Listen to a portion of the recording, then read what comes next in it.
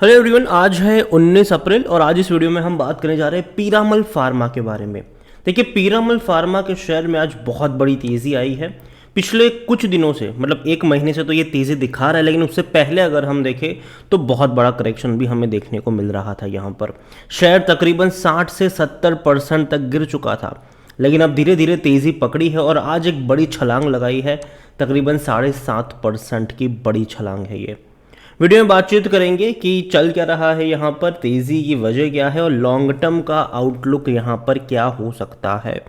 Video को शुरू करूँ उससे पहले अगर आपने अभी तक चैनल को सब्सक्राइब नहीं किया है तो प्लीज़ अभी इसे सब्सक्राइब कर लीजिए, क्योंकि आगे भी बहुत सारे वीडियोज़ हैं जो आपको काफ़ी ज़्यादा हेल्प करेंगे। तो देखा जाए तो पीरामल फार्मा ने पिछले एक महीने में तकरीबन 15% की तेज़ी दिखाई है। अब देखिए 67 पे था, थोड़ी सी तेज़ी दिखाई, 70 पे पहुंचा, वापस गिरकर ये 63 रुपीज़ पर आ गया था।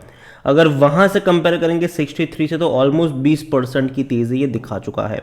काफ़ी अच्छी रफ्तार है ये, और इससे पहले भी अगर आप देखो तो बड़ी रफ्तार पकड़ी थी, थोड़ा सा करेक्शन दिखाया, फिर बड़ी रफ्तार एक ही दिन में दिखा दी थी, वापस कुछ दिन करेक्शन दिखाया, वापस एक दिन में आज बड़ी रफ्तार पकड़ी है। हो सकता है कि एक दिन बाद वापस थोड़ा सा ये फ्लैट नजर आए, वापस तेज़ी दिखाते नजर आ सकता है। और पिछले एक महीने में अगर आप देखोगे ना तो फार्मा में बहुत बड़ी तेज़ी है। अगर मैं लुपिन की बात करूं तो 7% तक लुपिन भी दौड़ चुका है पिछले एक महीने में। अरबिंदो फार्मा ने सबसे बड़ी तेज़ी दिखाई है, तकरीबन 23% की तेज़ी अरबिंदो फार्मा में है पिछले एक महीने में। पिछले एक महीने में ये बहुत बड़ी रफ्तार पकड़ चुका है। इवन डीवीज लैब की भी अगर हम बात करें तो पिछले एक महीने में ये भी तकरीबन 19% तक भाग चुका है डीवीज लैब का शेयर।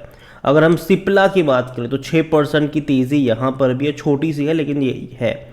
लेकिन डॉक्टर रेड्डीज की अगर हम बात करें, बड़ी कंपनी है ये, तो यहाँ पर भी 11% की तेज़ी है पिछले एक महीने में। तो देखा जाए तो पिछले एक महीने में फार्मा में काफ़ी बड़ा दम दिखा है हमें। कुछ कुछ कंपनियां 20% तक भाग चुकी है। और पिरामल फार्मा भी अगर हम देखें तो इसके अभी अगर हम लोअर से कंपेयर करेंगे तो डेफिनेटली यहाँ पर भी 18 से 20% की तेज़ी तो देखने को मिल रही है। कंपनी को लेकर अगर देखा जाए तो पिछले एक साल में गिरावट तो बहुत ज़्यादा है, 60% तक गिरा है ये शेयर। 190 रुपये से लगातार गिर रहा था, और देखो ये एकदम फ्री फॉल था, ठीक है। कहीं पर भी लगा नहीं कि ये रुकेगा, कहीं पर भी नहीं लगा। और अभी देखा जाए तो संभल रहा है, 63 रुपीज़ तक गया, वहाँ से अब धीरे धीरे धीरे धीरे करके ऊपर उठने की कोशिश कर रहा है। और आज इस तेज़ी की सबसे बड़ी वजह है भैया, इनका जो इंस्पेक्शन था यूएस में, इनका यूनिट था वो यहाँ पर क्लोज हुआ है। तो रिपोर्ट कुछ इस तरीके से है कि US food and drug administration has concluded its inspection of Piramal pharmas, जो इनका मैन्युफैक्चरिंग फैसिलिटीज़ है यूएस में, वहाँ पर। तो इसका जो इंस्पेक्शन है वो कंप्लीट हो चुका है। और पीरामल फार्मा ने कहा है कि US health regulator issued establish inspection report for its Sellersville manufacturing facilities in Pennsylvania. EIR is the final inspection report of FDA inspection. और ये ख़त्म हो चुका है, कोई भी ऐसी फाइंडिंग्स आई नहीं है जो कि ट्रबल करे कंपनी को, जो कि बहुत अच्छी बात है, बहुत अच्छी बात है। और यही वजह भी है, देखो पीरामल फार्मा अगर आप देखो तो लंबे समय से ये गिर ही रहा था, ठीक है। तो एक वजह चाहिए थी इसको कि कहीं पर तो रुके, कहीं पर तो रुके, और वो वजह आज मिली यहाँ पर।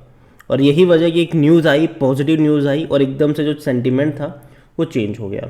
यहाँ पर अगर आप देखो तो यूएस FDA ने इनको ERI ऑल्सो फॉर, अगर आप देखोगे तो फरवरी में जो इनकी एक और यूनिट्स है वहाँ पर भी इन्होंने इश्यू किया हुआ है, लेकिन फिर भी गिर रहा था। देखो फरवरी में एक और यूनिट्स में इश्यू हुआ था, लेकिन फिर भी ये गिरता ही जा रहा था, चाहे हम फरवरी से भी क्यों ना देखें, तो गिरावट तो थी यहाँ पर।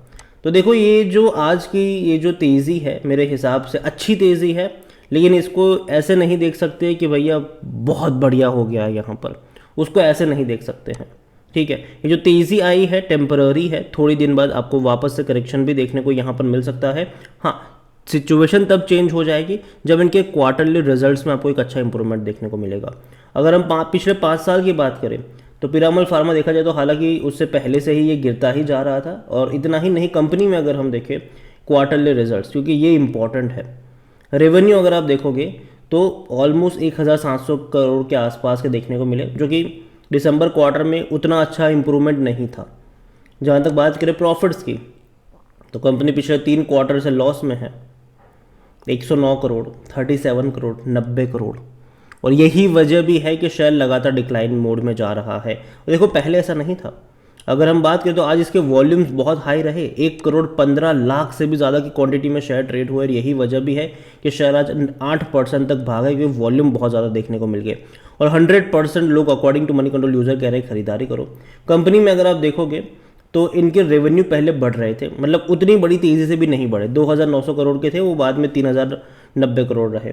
और प्रॉफिट्स अगर आप देखो तो एटलीस्ट 2021 और 22 में कंपनी प्रॉफिट में तो थी, 570 करोड़ फिर 345 करोड़ प्रॉफिट में तो थी कंपनी।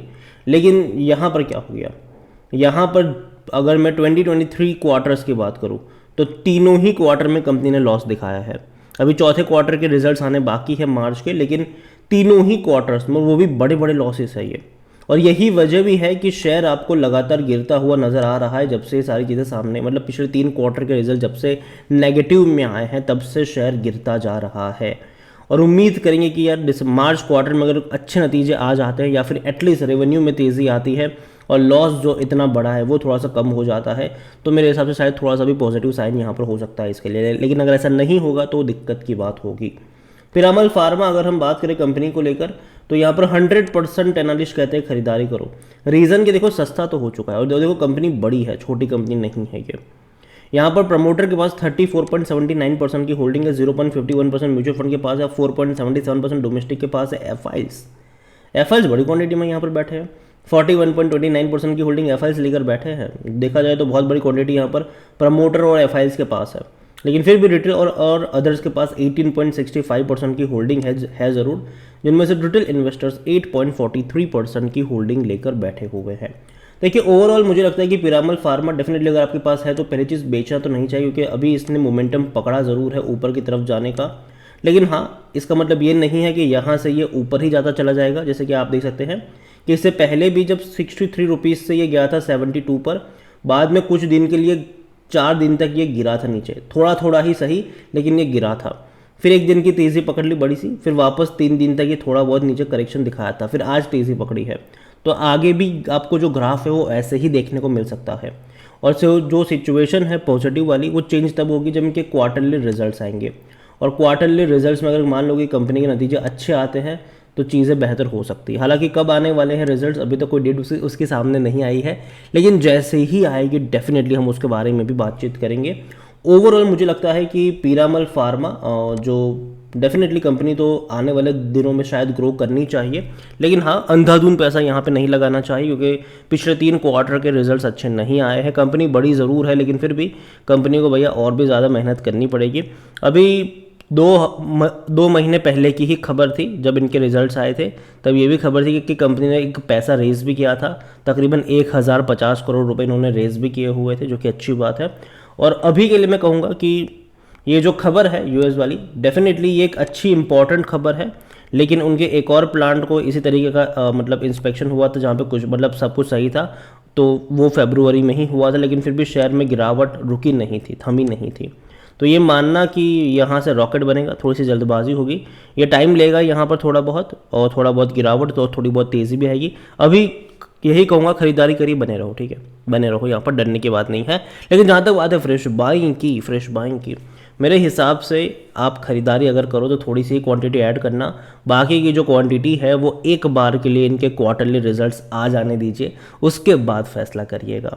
और डेफिनेटली फार्मा ने अच्छी खासी रफ्तार पकड़ी ज़रूर है, बहुत अच्छी बात है ये, और उम्मीद करते हैं कि तेज़ी रहे इस तरीके की। लेकिन हाँ बाज़ार में उतार चढ़ाव आते रहेंगे, अभी भी चीज़ें उतनी बेहतर नहीं हुई जितनी हम समझ रहे हैं, लेकिन धीरे धीरे चीज़ें बेहतर होती जाएगी आने वाले दौर में। लॉन्ग टर्म का आउटलुक पॉजिटिव है, शॉर्ट टर्म में उतार चढ़ाव आपको देखने को जरूर मिलते रहेंगे यहाँ पर। तो वीडियो को यहीं पे एंड करूँगा, पसंद आया हो तो लाइक करें, शेयर करें, चैनल अगर पहली बार है तो प्लीज़ सब्सक्राइब करें। और फार्मा सेक्टर में कौन सी कंपनी आपको पसंद है और जिस तरीके की तेज़ी देखने को मिली उसको ध्यान में रखते हुए भी आप किस कंपनी पे दाव लगा रहे हो, वो भी आप मुझे कमेंट में लिख के बता सकते हैं। Thank you.